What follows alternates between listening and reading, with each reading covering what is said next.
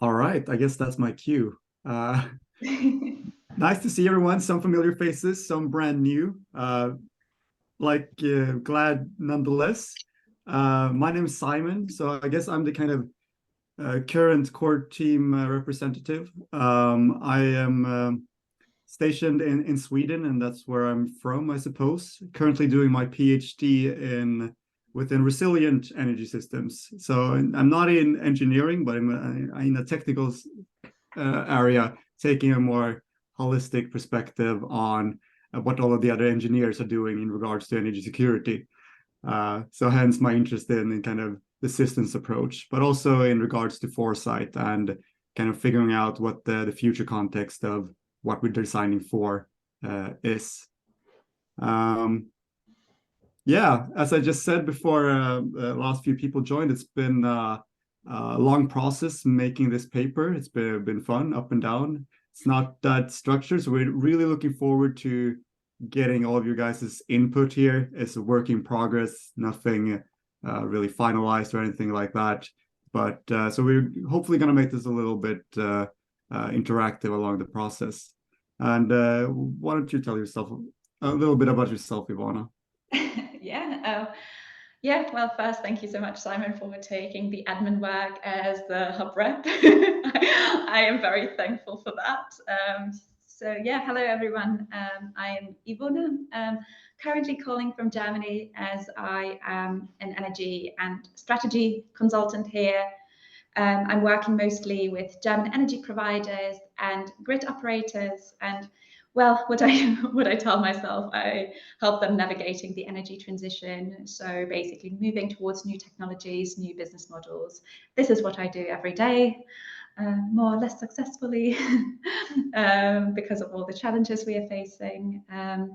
But yeah, at my job as a consultant, well, I started this year last year after I finished my PhD in theoretical physics. So I don't know. I'll just pretend I understand the engineering part of energy. So when I started last year, I've kind of got the feeling that we really need to move towards a more systemic approach in addressing the challenges I faced every day at work. And well, I hope at the end of this event that you will also come to this conclusion after we have introduced the content of our position paper and have initiated an open discussion with you.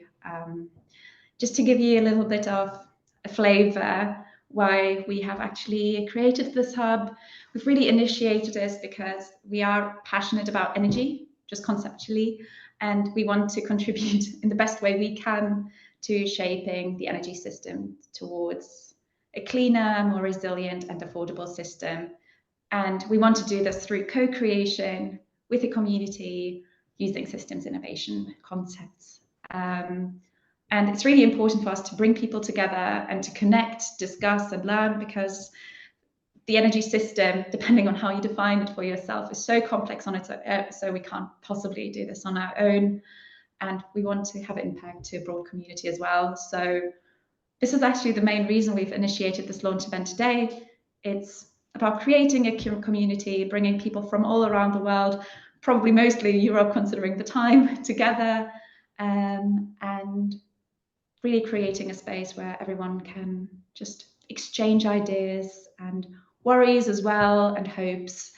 And the paper here today is really supposed to help us initiate these conversations, but it really isn't kind of a final piece. It's a starting point, and we really hope that it will make you want to engage in any way you want after this event in a most fruitful and enjoyable way for you. So yeah, today is about introducing our stances and just kind of getting things started.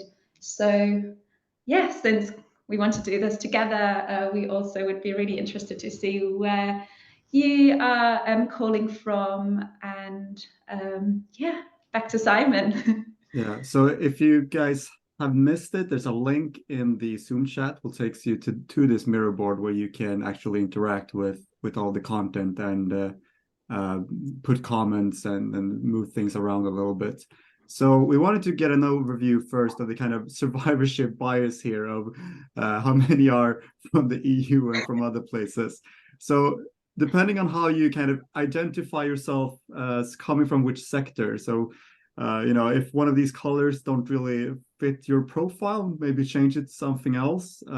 But just grab one from what you adhere to and place it on the map for where you are right now, actually. So for myself, I'm an academic person. Oh no, are they locked? No, they're not. I wish I could call myself academic, but not anymore. That's true. Ivana just graduated with her PhD from Cambridge, is now working at a private company.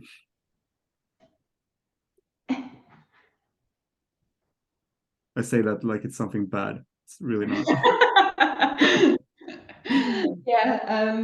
I think the button is bigger than Berlin itself currently. It's not an exact science. This general vicinity will do fine. We will rate the actual kilometers away later. And thus far, we have no one from Iceland. This map actually didn't have Iceland on it. So what you see there, that island, I drew myself. Yeah.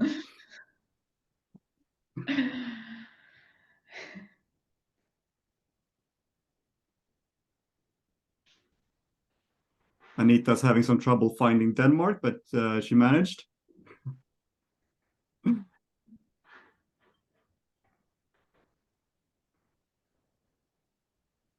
All right, we got one from, I suppose, Canada. That's happy to see someone outside of our little bubble.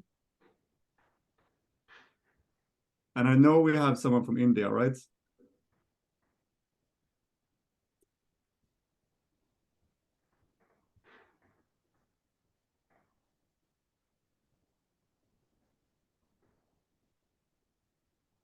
Were you referring to me, Simon?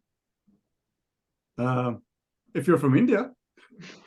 Were you asking from where you're joining from, or what is your cultural heritage? Where you're joining from, or what you identify as. Belgium, yeah.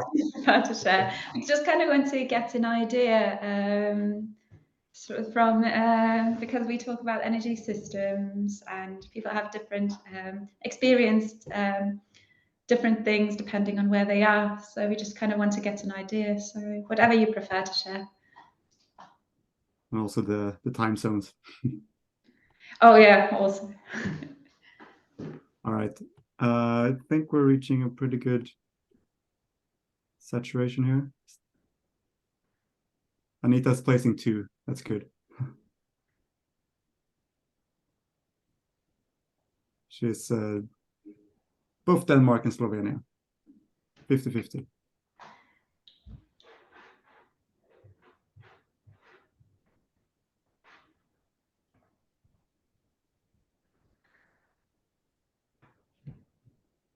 So everyone happy? Or yeah, do you need to? That should about do it, Ivana. Just bring us into the next part.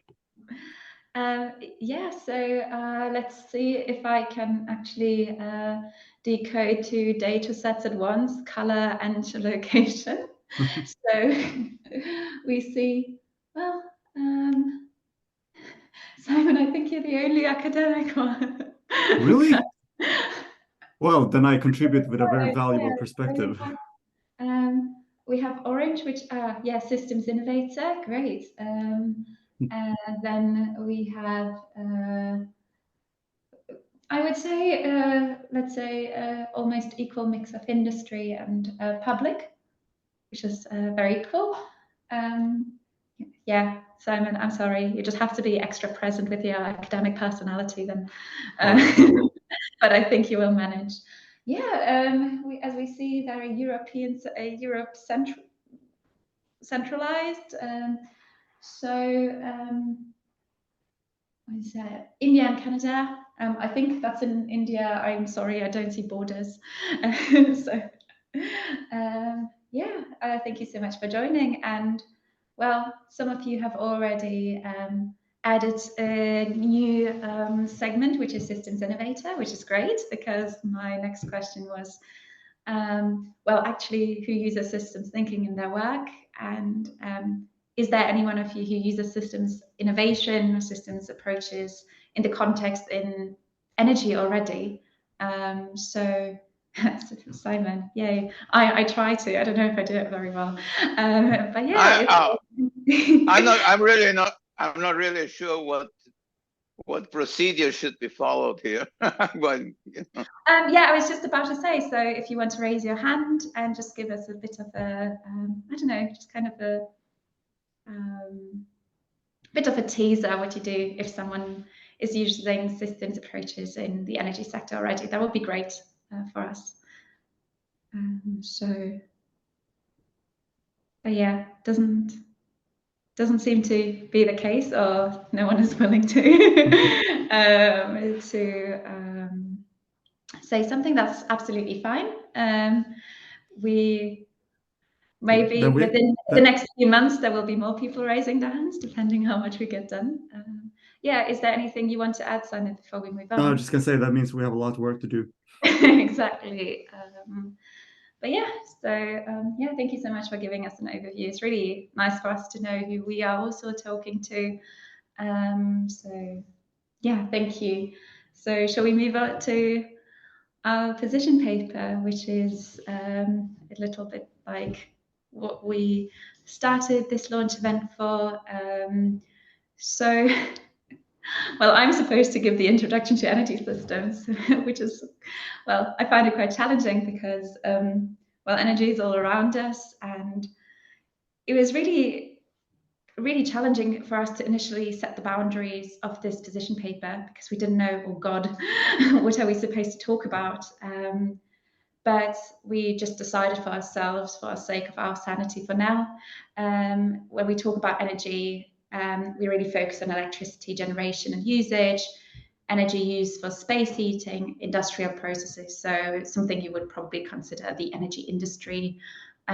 We do not, because we've also had questions about other topics. We do not explicitly discuss transportation, agriculture, climate, and other systems yet, because we consider them as separate systems that the energy systems has interdependencies with. So we do believe that at a later stage we will need to look into these aspects as well, but just for the sake of getting started, this is what we will do for now. So when we talk about the energy, what does this really mean for us? It's mostly very easy. It's about accessing, transferring, and converting energy from primary sources. There could be fossil fuels, wind, solar, into work. And we think about all the processes associated with this.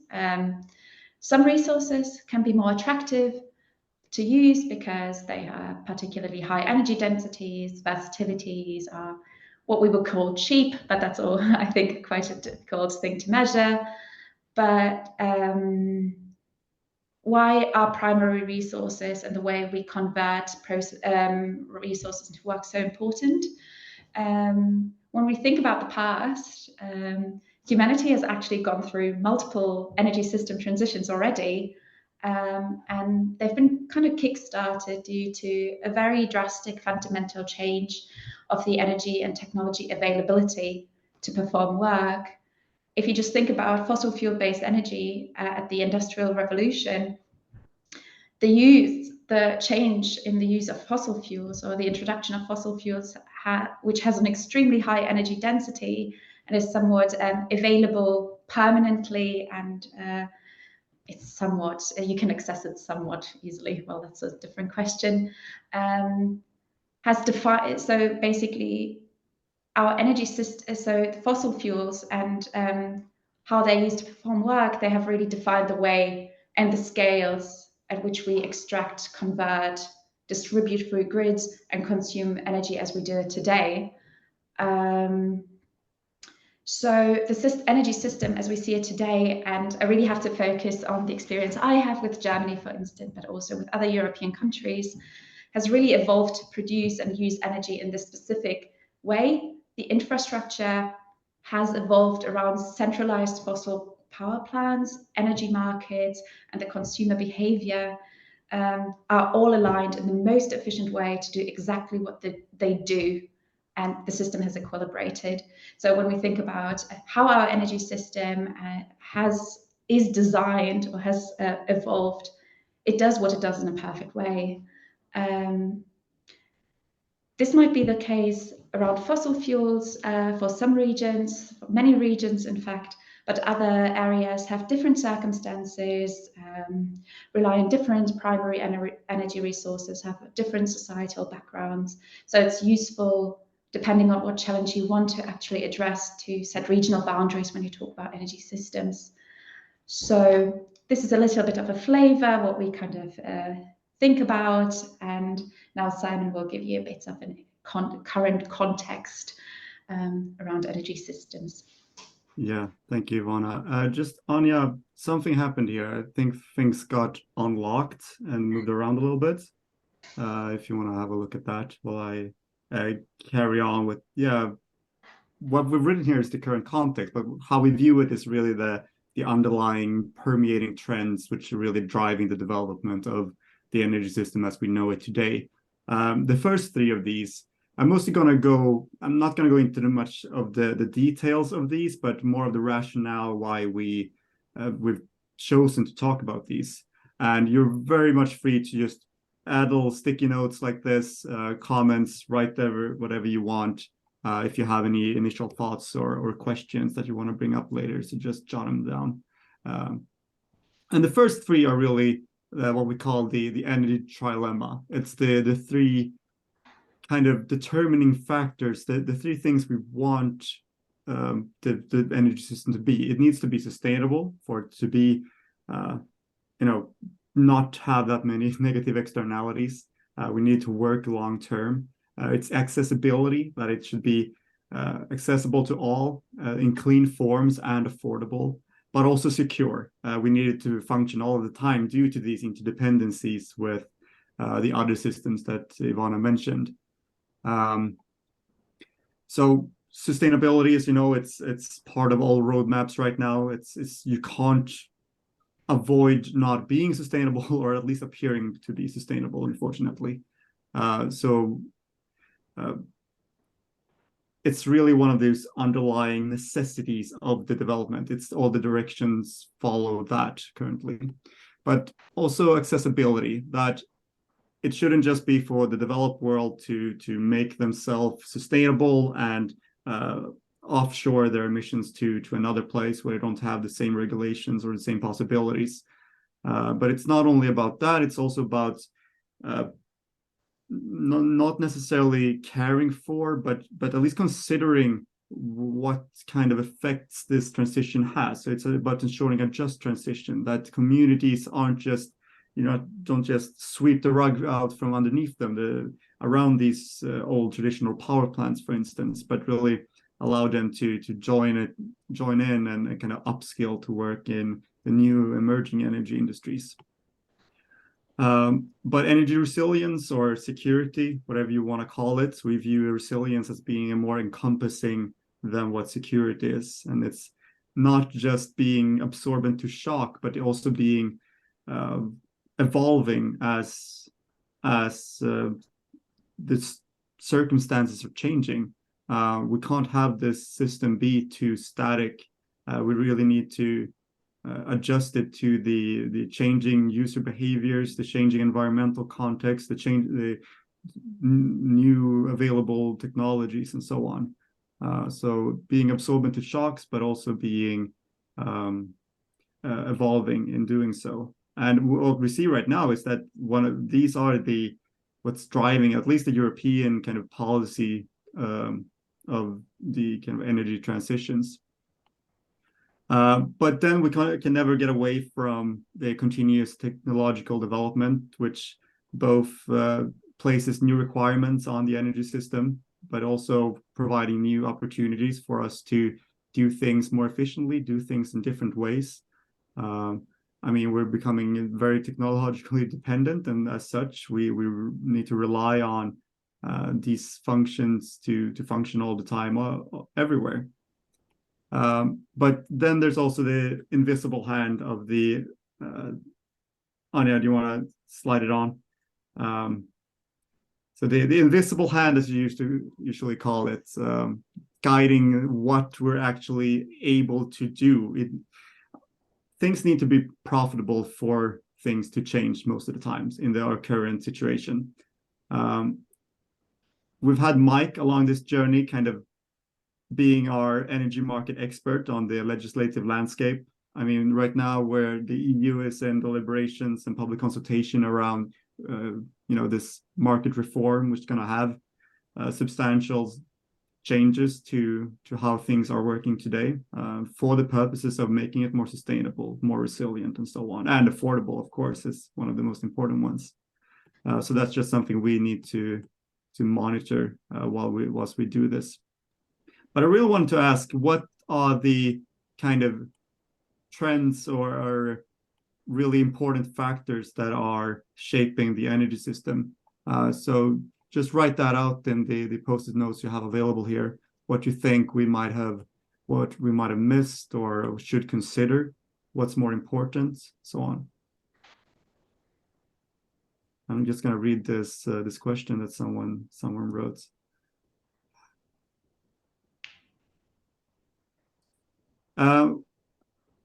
To answer if we've considered plant-based energy sources, it's one of these interdependencies that we have with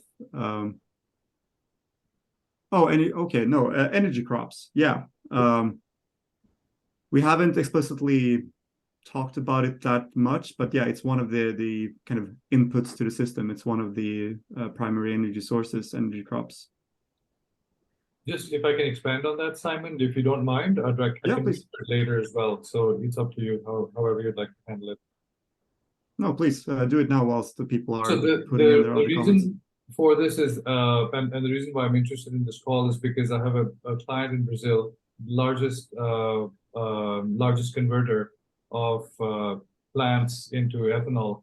And, it's all well and good that it's plant-based, but from a systems perspective, are we counting on what is the whole knock-on effect in terms of agriculture having to clear land, equipment, emissions, etc.? There's a very layered, so yeah, definitely. There's a very interesting new kind of scientific proposition of how to account or count the kind of CO2 equivalents of such things. It's that a fairly simple approach of, if you use land, you count it as offsetting an equal amount of land of forestry. Because when you maybe change from having grazing cattle to producing energy crops, what happens on the kind of system level is that the animals are you cut down forests somewhere else to put animals there, for example. It's kind of one of these crude methods of accounting for it. But yeah, it's very interested in kind of current problem, definitely. Okay, thanks. We should talk more about it later, definitely.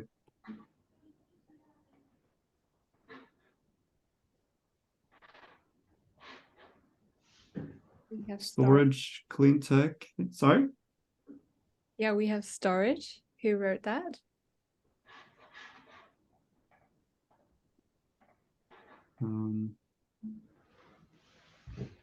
I think we have. I mean, we talk about storage a lot in the paper. I think it's kind of these necessities for the system to be able to become more renewable and secure at the same time.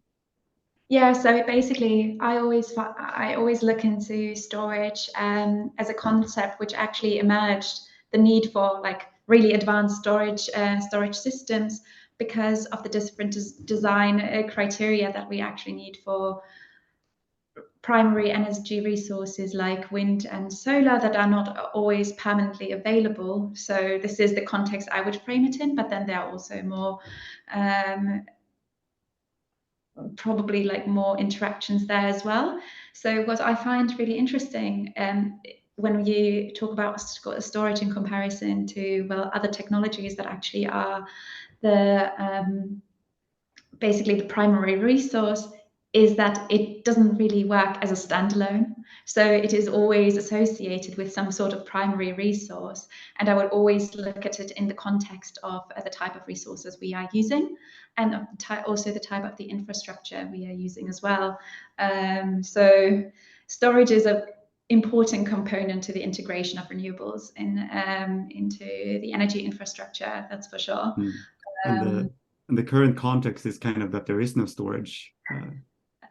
It needs to be in balance at all times.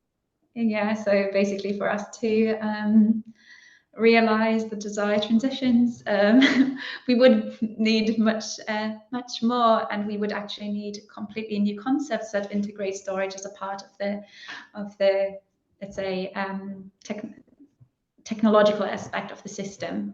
Yeah, definitely. Here's a good one.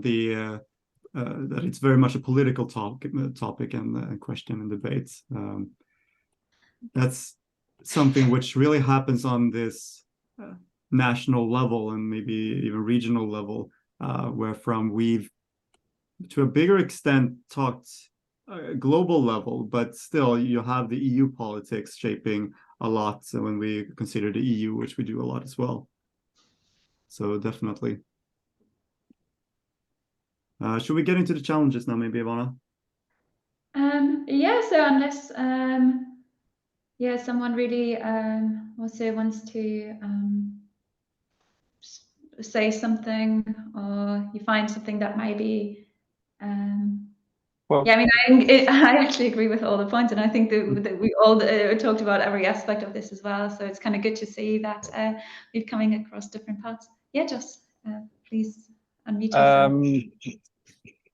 Yeah, it's a bit outside the box, but it's just thinking about, how energy is embedded with all these other systems, right? And how we find ourselves in a world where all those systems are changing, and some of them are going through crisis, right? And, financial crisis, and people are talking about, food, and we obviously had that pandemic, and how, supply chains, and how circular economy, and just the big shifts in those other systems that it's interrelated to is quite interesting to consider. The inevitable kind of crisis that we've seen in the past decade and we'll see in the future, and how those will affect energy. Yeah. Thanks. Yeah, that's true. So this will be a big challenge to actually look into the interaction of these as well, and we hope to do that with the other hubs. And it's something that kind of linear models just don't capture, do we? Often look inside the box of this industry or whatever, and we project out into the future. We don't really think adjacently and about non-linear kind of changes in those adjacent systems and bigger shifts.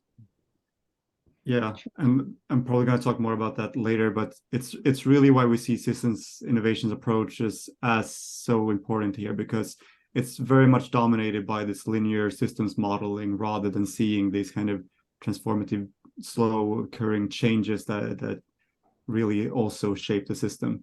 So include they're slow, but then they're fast. That's the thing, exactly. They reach a tipping point, and then it's.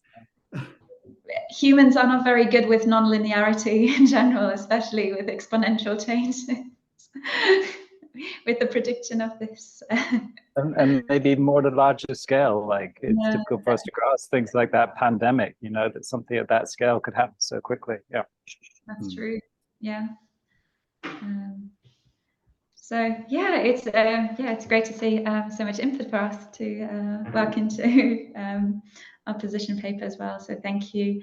But for the sake of time, let's maybe move to the current challenges. So, well, the current context that Simon has introduced are actually really kind of important to understand. It's also important to understand the current challenges that arise from this context. So what we decided to be important challenges we're facing today are the topics decarbonisation, also the integration of renewables that I've mentioned briefly earlier, conflicts when we introduce new service models, maintaining resilience during transitions, energy accessibility for everyone, as well as certain conflicts arising during carbon capture. So I think, yeah, when we kind of zoom back to decarbonisation, I think that's quite what people think a straightforward one. Why is it still a challenge? Don't we really have the technology and the know-how, thinking of wind and solar, and maybe in the future batteries, to decarbonise our energy? It's actually to some extent the technology per se actually, and the bit of the know-how how to do that explicitly for electricity already exists, but there are two components to this, so it doesn't exist for everything. We kind of have a pathway, well, depending on where you are, where you can decarbonize electricity, but this is really not the case for other aspects of the energy sector. We don't really know how to decarbonize space heating fully. We don't have this transformation and the pathway to do that, we have like some partial solutions to this. But a challenge that goes really beyond the technology is kind of something we would call carbon lock-in. So what this actually means is we have a very well equilibrated energy system that's based on certain technologies, and this inertia that is created by this optimized fossil fuel-based, let's say, energy system makes it really difficult for alternative technologies to actually penetrate the system and for the system to evolve around these technologies. So for me, I work quite a lot in the infrastructure part. So this is partially referring to integration into the existing grid of these renewable sources. When we look into the nature of the primary resource of renewable energies, you can really see that first, they don't benefit as much as of the economy scale, because they tend to be a bit smaller than these gigantic power plants. But then the design criteria for the distribution and how to integrate it into our energy system are actually fundamentally different. So we move from something that's controllable, that's very big, that's centralized, to something that just works in a different way. So this makes it even more difficult to actually combat this inertia, and this is still a big challenge. So I think I've covered this integration of renewables already. And a key concept that Simon and we have talked a lot about is the integration of new business models. So I think this is quite an advanced concept and a really a paradigm shift when we think about what do energy providers actually sell. So currently, let's say my clients, for instance, are still selling kilowatt hours. So it's very much commodity business. The more energy they sell, the better. But we see kind of an increasing demand in performance. I don't want kilowatt hours. I want a warm room. However, these big producers and energy providers, the commodity-based model still works somewhat fairly well if we take away all the arising crises and circumstances we're seeing just as a standalone business model. They're still happy to stick to this for a very long time, and they have no interest in changing the way they operate, and effectively managing this resistance of the stakeholders is actually quite difficult as well, because it really changes the responsibility of being more efficient, creative, good at designing the energy system well, is kind of moving from the consumer also to the provider as well. So that's quite a big challenge. So long story short, so we need energy all the time, and it's really important to maintain our hospitals, and basically all our society rely on a resilient energy system. But when we're really changing and in this phase of transition, it's actually, these are two different components we kind of need to leverage. So this is another challenge we just briefly wanted to mention, and maybe we can expand on this at a later stage. The same is true for energy accessibility. So we want to provide energy for everyone, clean energy available for everybody on the globe all the time. However, with an increasing energy demand, especially electricity demand, if we want to electrify electrify space heating, for instance, and other industries, we're actually coming into a conflict of scarcity of minerals that are needed for solar cells, wind farms, batteries. So we kind of have to find different approaches how we mine, what kind of materials we use, and how we leverage this effect. So long story is, so the last one I would kind of want to briefly mention, because I'm a chemist by training, is carbon capture. So, well, very, very clever scientists have found ways, not very efficient ways to capture, but they exist. They found ways to capture carbon from air, and this requires and this is great because potentially we could actually undo some harm we did. That's the initial idea, or actually kind of accomplish somewhat what someone would call net zero. However, these processes aren't really efficient, and we don't really have to think about so much about carbon capture on a, let's say, more operating fashion before we actually get to decarbonize our electricity before. Otherwise, there is a conflict of interest on, well, calculating how much, if this is actually a good use for, well, the scarce clean energy we currently have. So this is basically our stance on the challenges. There are probably many, many more, but this is where, we would like to ask you what you think emerging challenges are. So something that might actually become something that's very important, and also maybe other important challenges we might have not mentioned today. So shall we do it the same way? Oh yeah, there's a link. Simon is the master of these things. Yeah, you could add your answers here, or you could press the link and also answer it in the poll on the site, but don't go too far. It's a lot of interesting stuff there as well, but maybe something to keep in mind for later. But I also just wanted to add to the carbon capture thing. I mean, it's one of these kind of play chips also that the fossil fuel industry is using to create this perception of being possibly sustainable in the future. You kind of clean coal or carbon capture and storage to like within the kind of oil gas pockets. But as long as we have fossil fuels in our at least electricity system, we might as well use the energy that we would have used for carbon capture to offset the fossil fuels in the first place. Otherwise, we're just doing the two things that counteract each other. Yeah, I also, the sense I have with carbon capture is, again, this very like kind of linear inside the box approach.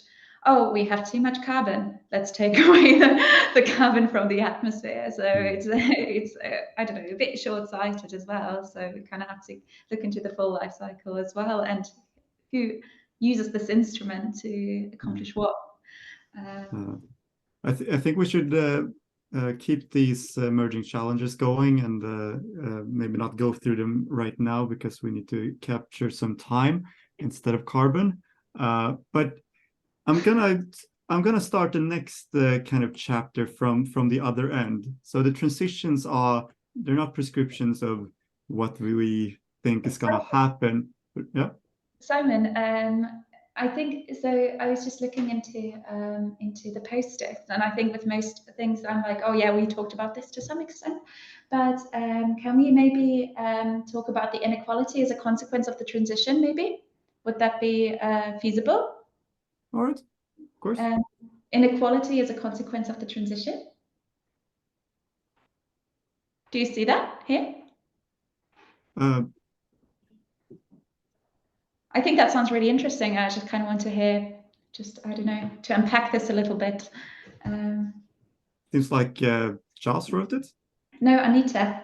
Anita. You were this is asking Christian. me, sorry. I was writing another one. I'm very much focused on this because we will have in the transition losers and winners. And also a lot of, you spoke about the resilience you want to maintain during the process, but I think it's not only resilience to the energy system, but it is also these other problems which will side effects which will happen in other systems. So we want to avoid this mitigating of the solving one problem and mitigating to the other system the problems, let's say to the social system or maybe to the environmental system or something else. We want to avoid this yeah, it is, I think, a big challenge. So that's why I mentioned it several times. And that's really what we're looking for with asking for these emerging challenges. I mean, we view it from one perspective, and that's the energy system. But what we view as progression usually just moves the problem to another place. So we really need to see kind of the externalities of our system boundaries. Definitely. But yeah, as we mentioned it, I guess alongside the kind of just transition aspects, but it's definitely a question of for who, and energy. The energy resilience is just a means to an end, that to provide some form of social values through the other systems really. So if we can achieve those in other ways, I think that's more beneficial. Joss? Yeah, well, I think it's exactly as you say. I mean, I won't go on. We want to move on now, but I think the systems thinking, the holistic thing, is about looking at an open system embedded in the whole pile of other systems. That's something that systems thinking can really add, because, yeah, going back to what I was saying before, we do often just look inside the box, don't we? Whereas in reality, it's a complex network just embedded in so many others. And how do we take that open system perspective? We don't spend all our time looking inside the box, plenty, but yeah. I like to use the example of the food system decreasing their food waste. But hey, that's the primary energy source for us for our biodiesel-driven cars. So we really need to be on the, finding the synergetics between the systems and their transitions. But yeah, now we need to speed it up a little bit. And I wanted to talk about regenerative systems before doing the other ones. And so the transitions are the kind of things that we view as solving the problems that we just outlined. So move to the end, Anja, and I'm going to talk about regenerative systems, because that builds into the whole problem with carbon capture. Today, we have a few hours per year where we have negative energy prices. Those hours are used to produce more goods. But we think that the energy system should become one which is more regenerative rather than destructive, which has been in the past and is today. So, for example, those are the times when it would be, on a systems level, feasible to have carbon capture and storage. When we have an excess of electricity, then we can use it for carbon capture and storage. So these should really be integrated with the renewable resources rather than the fossil fuel industry. Is one solution we see fit for this. Likewise, the system going from static to dynamic is not so much about volatility in the frequency, but it's more about, like, in the past we would adjust power production to meet the demand, but to an extent we will have to kind of shift that around and adjust our consumption patterns to fit the renewable production patterns when we don't have that storage capacity. Likewise, with a way to achieve this, I guess, or what Ivana was talking about earlier, is this new service models and viewing energy as a service to be delivered rather than a commodity to be sold. We think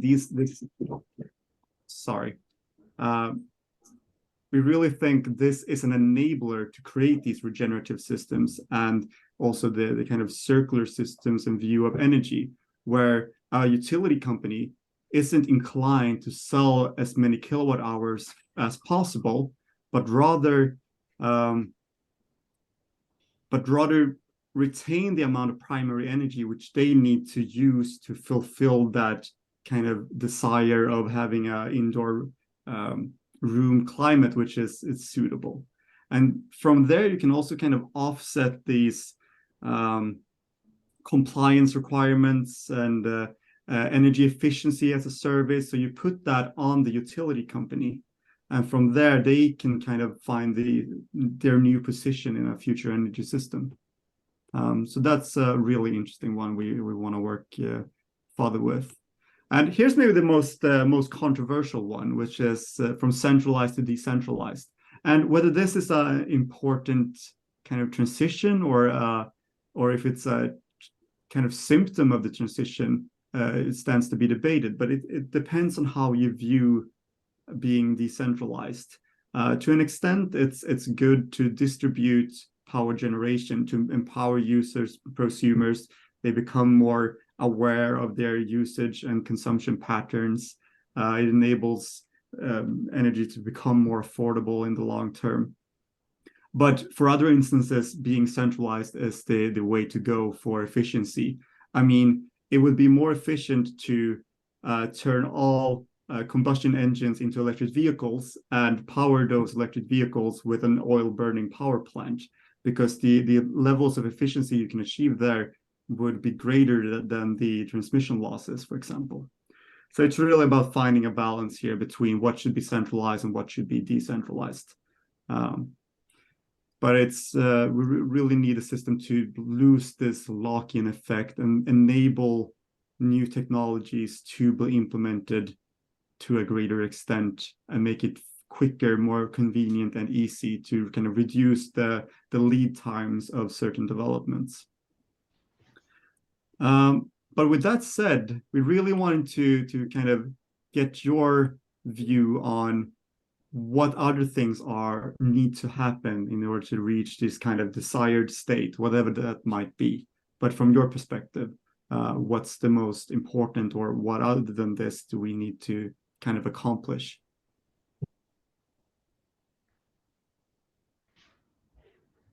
And also to build upon that, you know, what does the future hold for us? What does it bring from your perspectives and your sectors? It's really much in the making.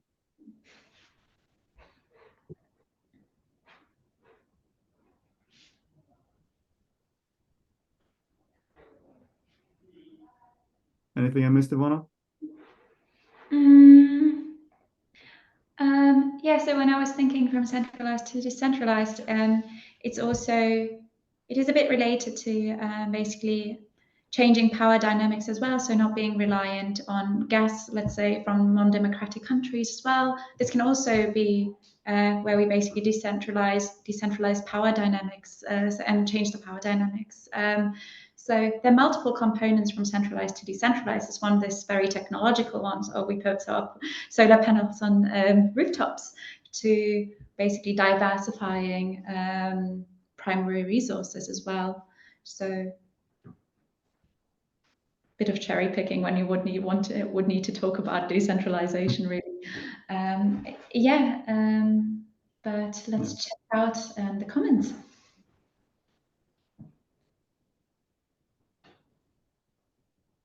Will circular economy be part of regenerative system? Well, definitely. It's about closing the loops in the places where it's possible, I think, and making it. And I mean, the circular economy has connotations to different people about, oh, well, that's not possible, and entropy and whatever. But it's more about adhering to those principles of reducing waste, of using it more times, for example. Not discarding waste heat, but using it where heat is needed for space heating, for example.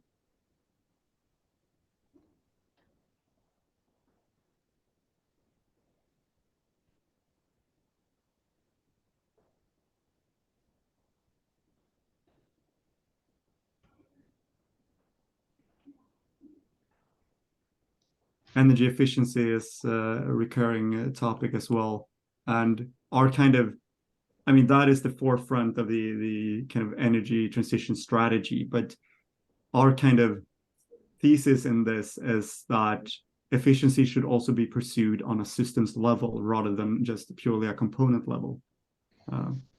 That's really the takeaway message here, I think it should be.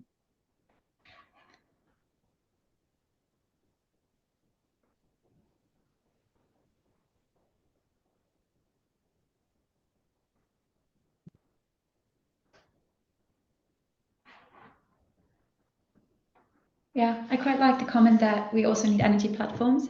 So this is something to enable the coordination across many systems.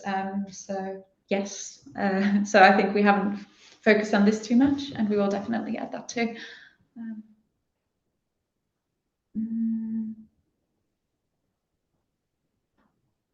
One on the point of energy platforms for coordination, one of the things that I see at the moment is that there are lots of different people creating their own platforms, and they are just as fragmented as the grid is at the moment. Well, it's more so. Everybody's competitive. They're all creating their own platforms. They don't connect together.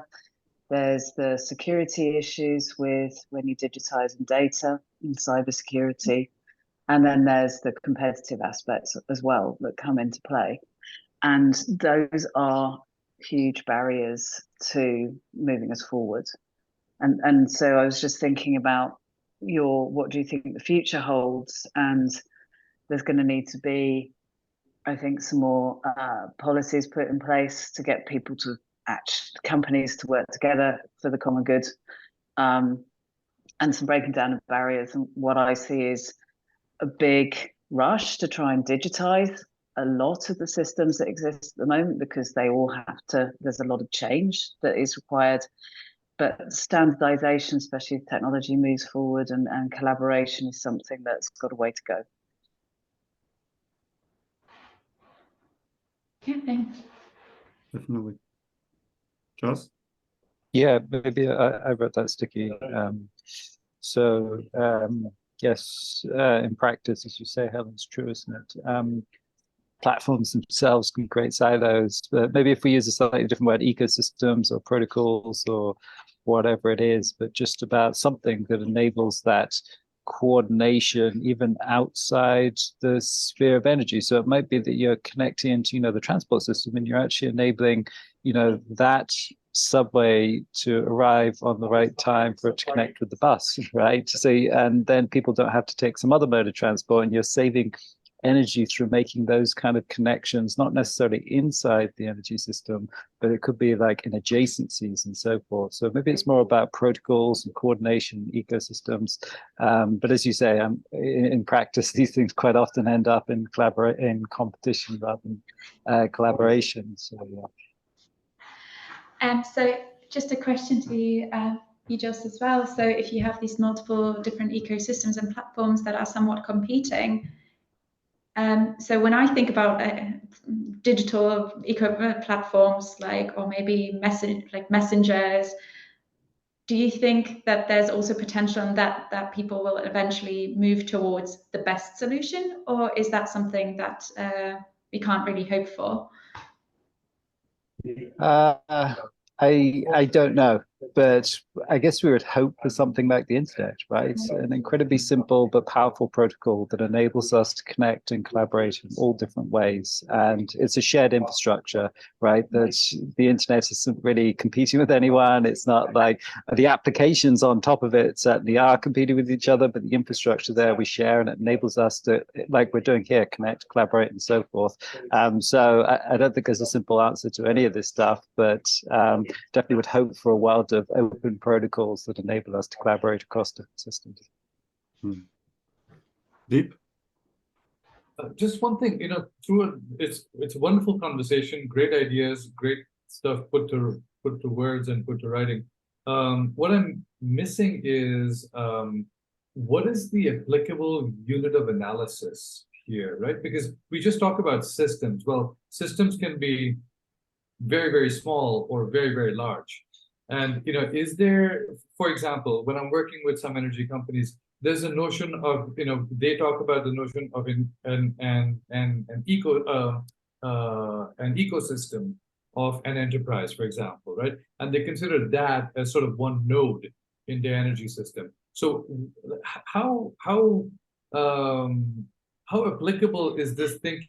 Is it fractal, what you've talked about here, where almost all systems can be replicated on each other, and there's no such thing as different systems, it's just microcosms of one or the other. What's your thought here? I mean, you've got to start it oftentimes in practice with kind of defining the system under scrutiny or unit of analysis. But in reality, I mean, you can always extend those boundaries to include everyone and everything. But you have to make it manageable without being reductionistic about it, I think. I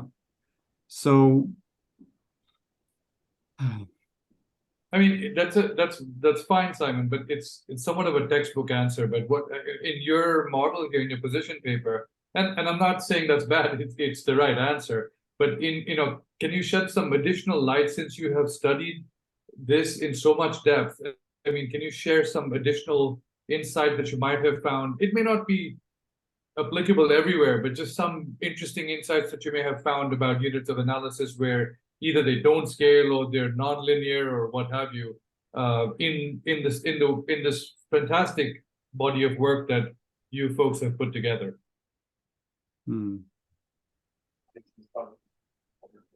I just say a brief word. I mean, I was part of helping with this paper to a small extent, and discussions with Mike originally. And I mean, my thinking is the reality of this thing is incredibly complex, and it's really just this network of networks, right, on multiple different levels. If we really got a view into the reality of what's going on around how energy is, is consumed and transacted and so forth, what we'd see is just this incredible, network of networks, somewhat similar to the internet. So, I mean, that's how my brain kind of grasps it, and it's totally fractal, as you say, and it's on all different scales, from this building, right, up to London, up to Europe, the planet. So I think that's the only way my head can kind of get around it. Yeah. I think you got to consider which level of resolution you want to look at it.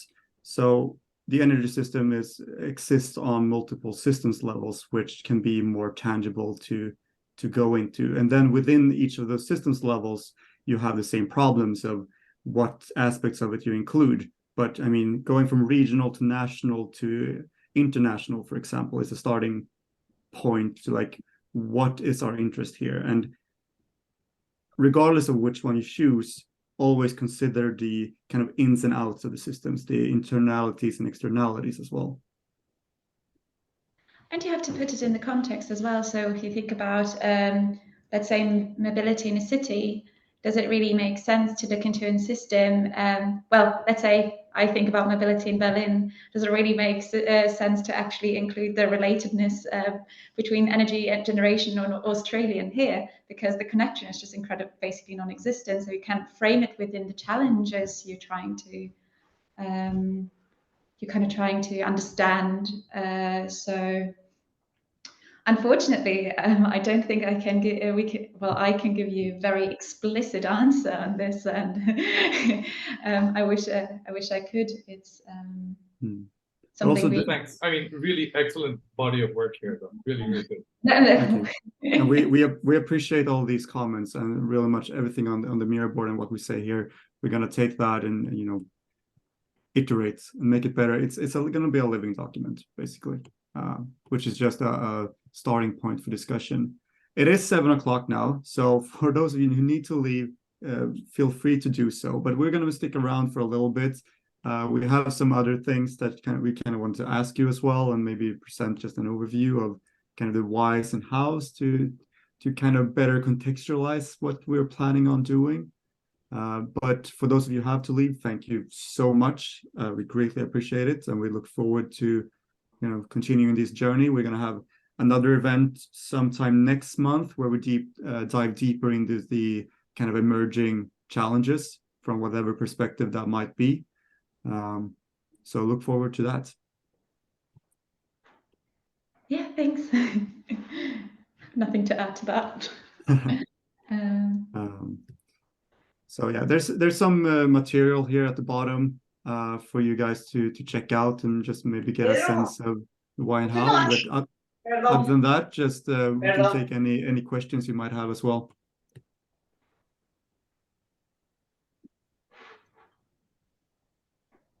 And while you're thinking about that, what we're going to do more practically is have more case-oriented workshops. So either in collaboration with the other hubs, with real-world cases that we find through different collaborations. We're always welcome to suggestions or perhaps partnerships. Being active on the kind of systems innovation platform is also a great way to just spark discussions. If you have a problem, post it as a question, and maybe you find someone who has experienced similar things, and from there you might get new insights on how to approach it. There's also a plethora of materials and tools that you can use, but we're really looking forward to actually adjusting these to fit the context which we're working with and the complexity. So that's going to be a process as well. Yes, and we are really looking forward to really expanding kind of our questions and our understanding towards this interrelatedness between these different systems. And this is where we also really rely on the community, because we just don't have like this depth and breadth of knowledge and understanding yet. So I think there's a lot of more interesting things to come. And also, we would also like to use this time now to ask you what you could imagine would be interesting. What's next? Are you inspired to actually continue in a certain aspect,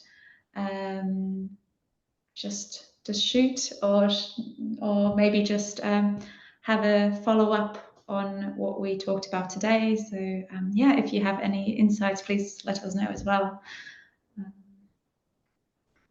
Any wishes, any ideas you find interesting and we could pursue, perhaps? Or any interesting projects you're currently working on, challenges you would like to share with us?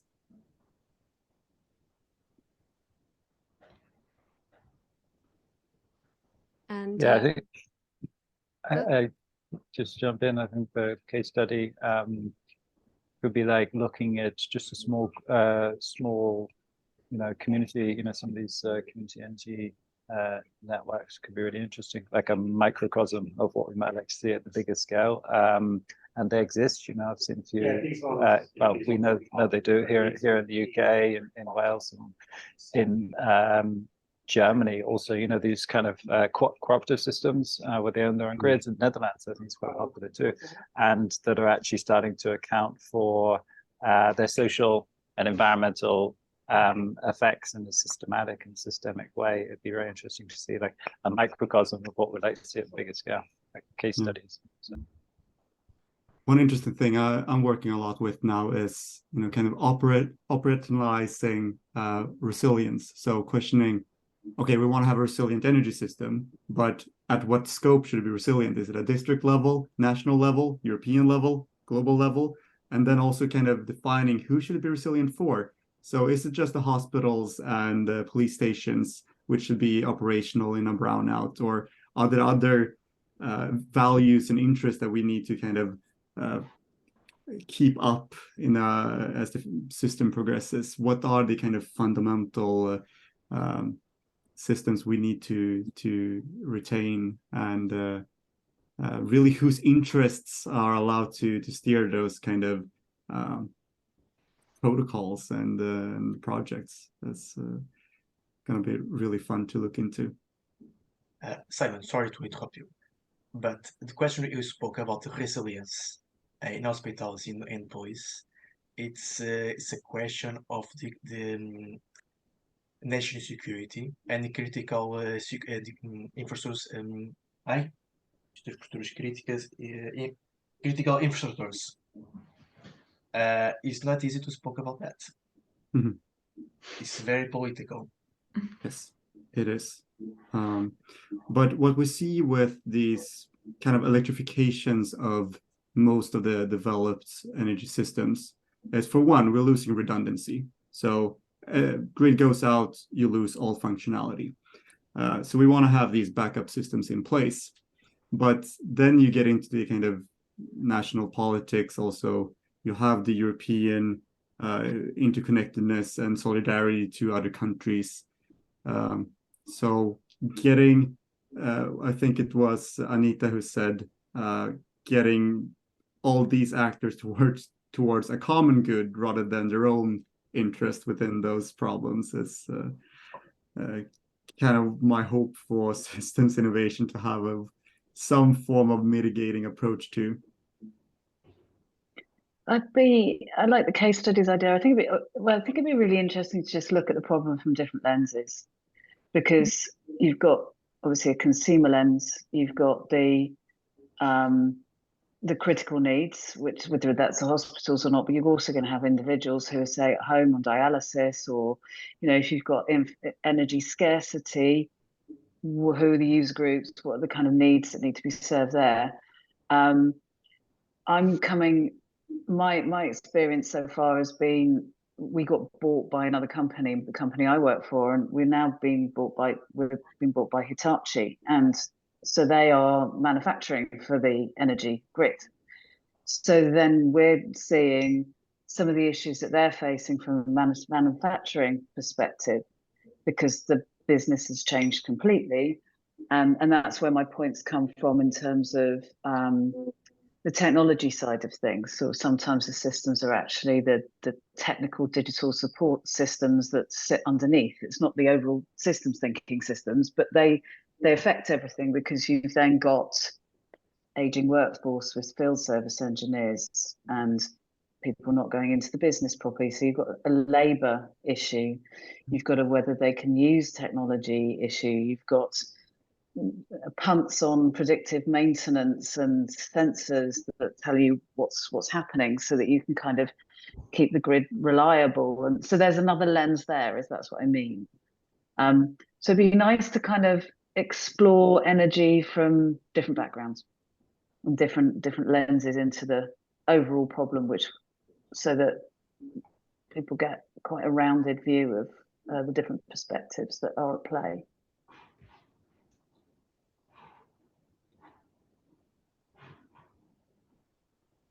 Yeah, definitely. I mean, perspectives is kind of the prerequisites for working with these kind of issues.